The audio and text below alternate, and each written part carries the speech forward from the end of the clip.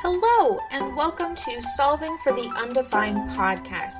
I'm your host, Johanna, founder of Miss Kuiper's Classroom, the place that equips teachers and parents in helping students struggling with on-grade level math. But it's not always about the numbers, and that's why I'm here, bringing you the formulas to solve your problems, math and otherwise, and helping students gain confidence in academic abilities. And that's what you can count on.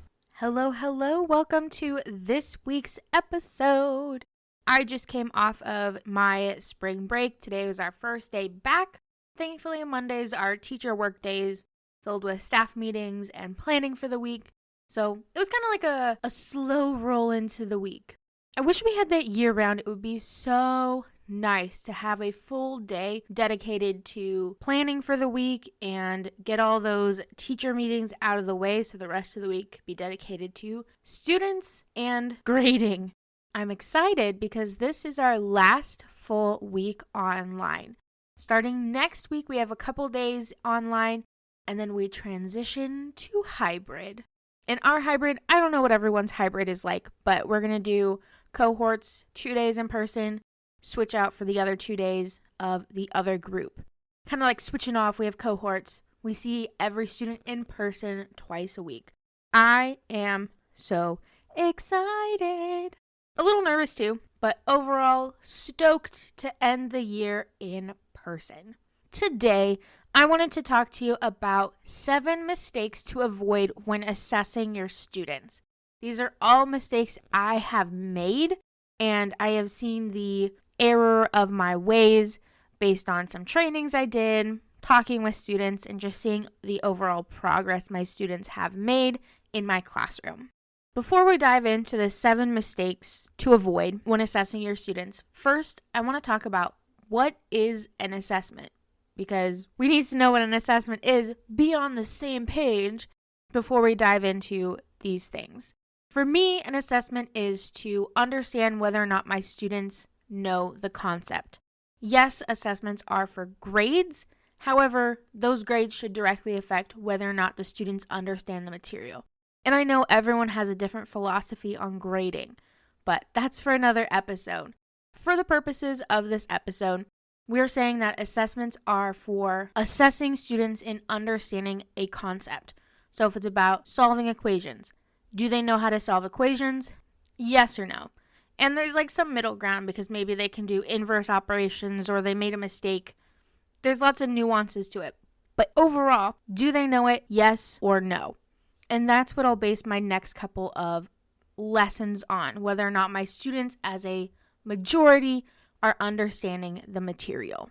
With that in mind, let's dive into the 7 mistakes to avoid when assessing your students. Number 1, multi-page assessments. Remember, our goal is to understand whether or not students understand the material or the concepts. Do I really need 3 pages to understand if a student knows a concept or not? If we're talking about Pythagorean theorem, do I need pages of Pythagorean theorem type problems to know if they know a squared plus b squared equals c squared? No. And yes, the Pythagorean theorem has lots of different pieces to it. Finding the hypotenuse, finding the leg, finding the distance on a graph using Pythagorean theorem. There are a bunch of different things that you need to assess students on using the Pythagorean theorem. But multiple pages isn't going to help you better understand if a student knows the material than 1 page or even 2 if you really need to. And more so, a multi-page assessment is going to be overwhelming for students. Like if I am a middle school student and I receive a 3-page assessment, not only is that going to take me at least 1 or 2 class periods, but it's just going to be overwhelming with all the information that's on it that's expected of me. So make things easier on yourself and on your students and just give a 1-page or 2 if you really need to assessment. The one caveat of this would be like a final where you would need multiple pages to assess the cumulative knowledge that you've learned over the semester. Mistake number 2, giving only a few days notice. This is something that I thought was not a problem when working with my middle school students. However, when I would give students maybe tell them on Monday, hey, we have an assessment on Wednesday. My students would flip out. Mrs. Demuth, that's not enough time. What are we going to do? I don't have enough time to study, blah, blah, blah. Giving students only a few days notice or even the next day notice is going to stress your students out. And that's not going to help them perform well on your assessment.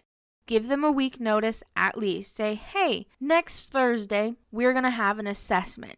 We're going to prepare for it, but I wanted you to be aware that Thursday is our assessment day. And make it known for students. Put it on your whiteboard. Put it on your Google Classroom or whatever online platform you have.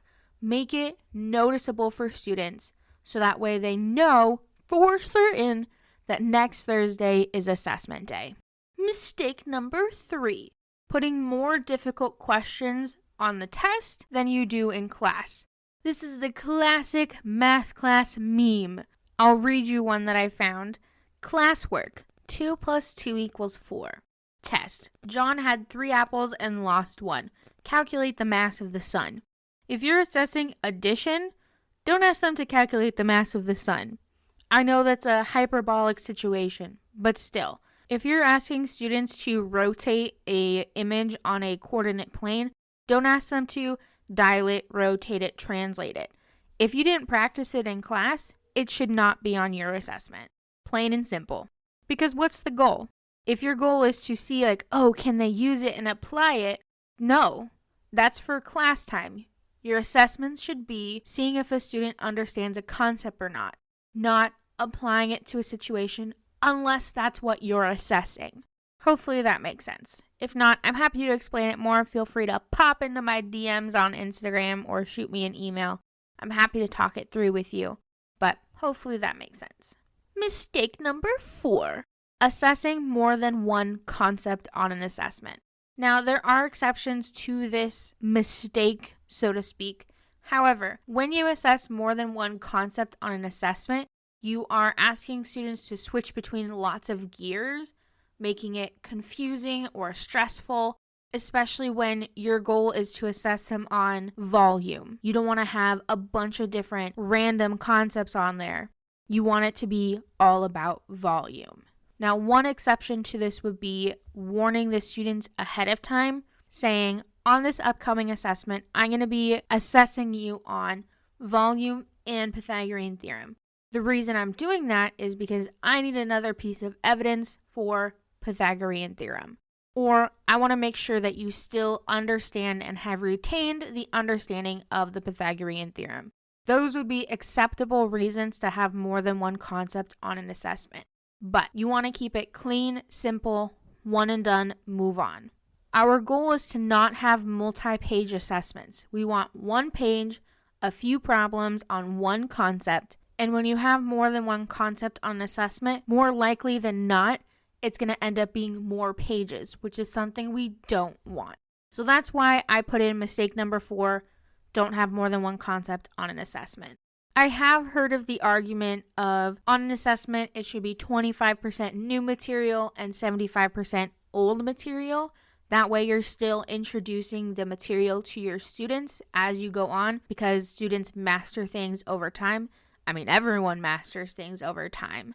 And I see and understand the reasoning behind 25% new material, 75% old, just to see if students are continually retaining and understanding the previous concepts.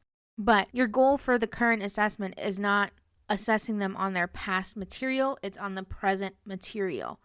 Especially if you're not reviewing the old material consistently, there's no reason to have it on the current assessment. For our Math 8 students this year, we started off with linear functions, but now we're ending our third quarter with exponents.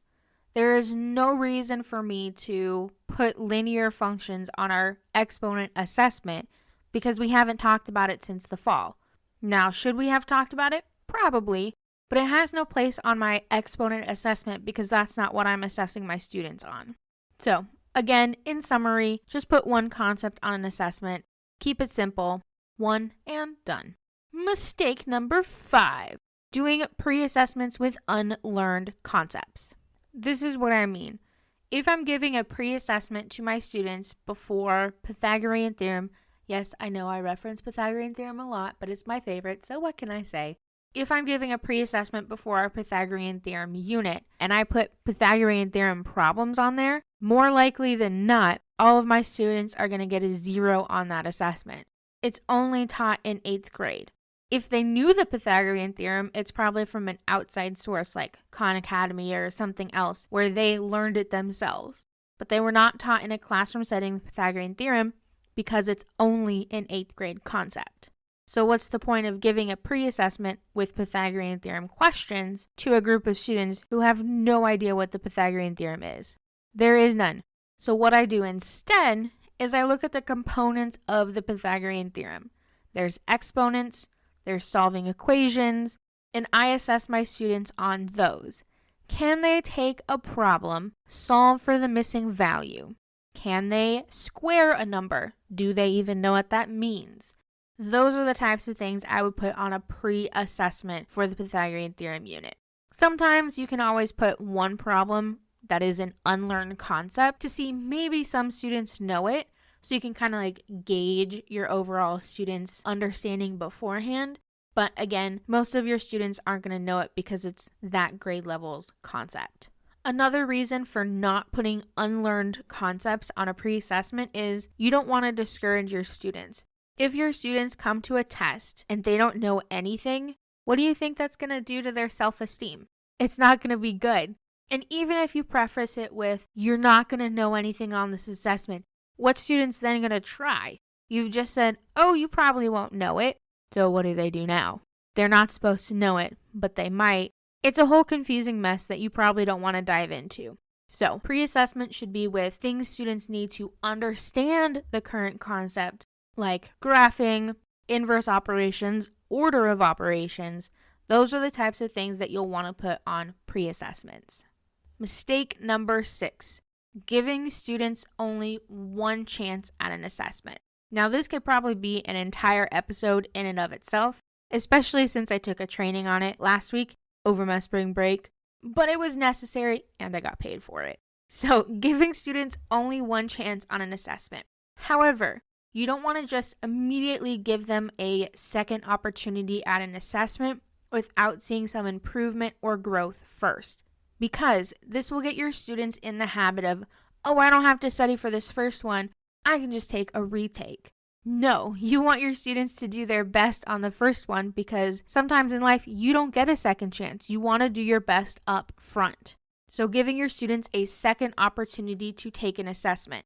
With this, you will want to change the questions. So same idea type of questions, but maybe switch the numbers, switch the operations if you can to make it so it's different but the same.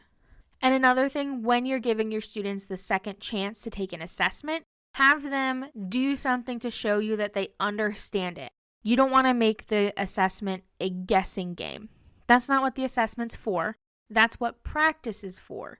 Have the students practice, whether it's come in for a virtual session or come in and get some help or work on these videos, problems, whatever it is, before you give the second assessment.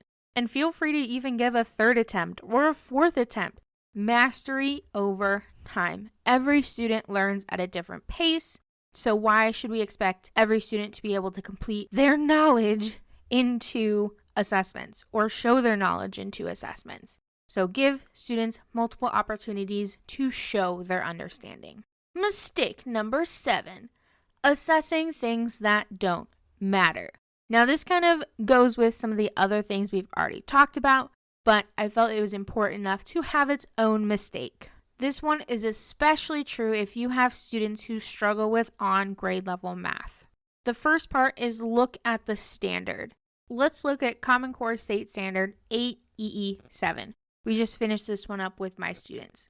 Solve linear equations with rational number coefficients, including equations whose solutions require expanding expressions using distributive property and collecting like terms. Nowhere in there did it say what method they have to use. They don't have to use the regular old use inverse operations, move things to the other side. What you do to one side, you have to do the other. They don't have to use that method. They can use algebra tiles. They can use box method. They can use the hanger method. They can use their intuition. It doesn't say what method they have to use in order to solve the problem. So assessing students on solving equations should not mean they have to do it one specific way, or even do it without a calculator. Nowhere in the standard did it say, using only their brain power, they must solve linear equations using blah, blah, blah, blah, blah. No, they can use a calculator. That's okay. Especially if you have students who struggle with the basic concepts of math. Don't take away something that's going to give your student confidence to show you, hey, I know how to do solving equations. Or if you look at Common Core State Standard AEE1, it's about exponents. Know and apply the properties of integer exponents to generate equivalent numerical expressions. Ooh, those academic vocab words. But nowhere in there does it say they can't use a calculator. If they can understand and apply the concepts, go for it. And here's another thing with assessing things that don't matter. Academic vocab. Unless your state standards specifically say, this student must know the definition of this word here, don't assess them on academic vocab. Especially if you have ELLs, English language learners, in your classroom. There's no need. Yes, academic vocab is important, like using subtract or difference over minus or plus. But you don't need to have students use that language to understand a concept. Maybe at the elementary level, it might be more important if they're learning like vocab words. At a middle school level, if you're just seeing if they know it, I might pass on that. And with the calculator, I'm not assessing them if they can add, subtract, multiply, divide. I'm assessing on geometric transformations or solving equations. I'm not asking them to add and subtract for a grade. Letting students use a calculator, a multiplication chart, is a great scaffold and confidence builder for your students. We want to be confidence builders, not confidence tear downers. Overall, don't assess things that aren't directly applicable to what you are assessing. In summary, the 7 mistakes to avoid when assessing students is 1. Multi-page assessments. 2. Giving only a few days notice. 3. Putting more difficult questions on an assessment than you've discussed in class. 4. Putting more than one concept on an assessment. 5. Pre-assessment with unlearned concepts. 6. Giving students only one chance. And lastly, 7. Assessing things that don't matter. Thank you so much for tuning into today's episode. To find all the links and resources to things talked about in this episode, head on over to MissKuipersClassroom.com and click on podcast. And until next time, I'll leave you with this. Teaching is the subtle art of shaping young minds without losing your own.